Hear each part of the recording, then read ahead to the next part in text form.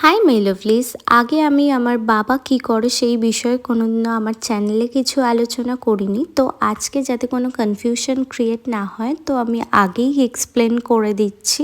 আমাদের actually it ভাটার business, যেটাকে হয়তো অনেকে ব্রিকফিল্ড বলেও জানে। তো গত পরশু আমাদের ভাটাতে ব্রিকফিল্ড অ্যাসোসিয়েশনের একটা গেট টুগেদার ছিল, বা পিকনিকও বলা চলে, যেখানে ভাটা মালিকরা আর তাদের ফ্যামিলি ইনভাইটেড ছিল। এটা এক এক বছর এক একটা ভাটায় হয়ে থাকে। এবছর আমাদের ভাটাতে হয়েছিল। তো যেমনটা দেখলে, চারজন একসঙ্গে রেডি হয়ে পৌঁছে যাই, আর সকাল থেকেই ছিল প্রচুর খাওয়া দাওয়ার আয়োজন।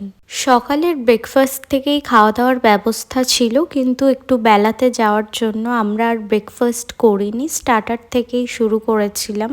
স্টার্টারে ছিল fish butter fry, chicken pakora আর ফুচকা, মকটেলসের স্টল তো ছিলই। আর সবার মনোরঞ্জনের জন্য গান বাজনার ব্যবস্থাও ছিল। বেশ কিছুক্ষণ বাইরে বসে খাওয়া দাওয়া করলাম, গান শুনলাম, তারপর একটু গরম লাগছিল বলে বাবার অফিসে চলে আসি। সেখানে গিয়ে বেড়াল ছানাটাকে দেখে ওকে একটু আদর করে দিচ্ছিলাম।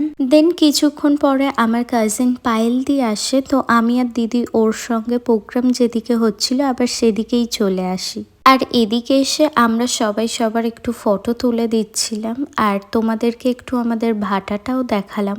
এখন ভাটার প্রোডাকশন বন্ধ বলে ফাঁকা মাঠের মতো হয়ে রয়েছে, নইলে এইসব জায়গায় কাজ চলতে থাকে। এরপর আমরা লাঞ্চ করতে বসে যাই, আর লাঞ্চের মেনুতে ছিল ভেজ ডাল, বেগুন ভাজা, কাতলা কালিয়া, বাগদা চিংড়ির মালাইকারি, দেশি মুরগির মাংস, মটন কষা, স্যালাড, চাটনি, পাঁপড়, মালাই চমচম। এরপর খাওয়া দাওয়া সেরে মা, জেঠি, আমরা বোনেরা সবাই গল্প করছিলাম। আর এদিকে আমি হেঁটে দৌড়ে দিদিকে দিয়ে একটু ভিডিও করিয়ে নিচ্ছিলাম। এর মধ্যে অনেকেই বাড়ি ফিরে যাচ্ছিল, আর আমরাও আস্তে আস্তে বাড়ির দিকে রওনা দিলাম।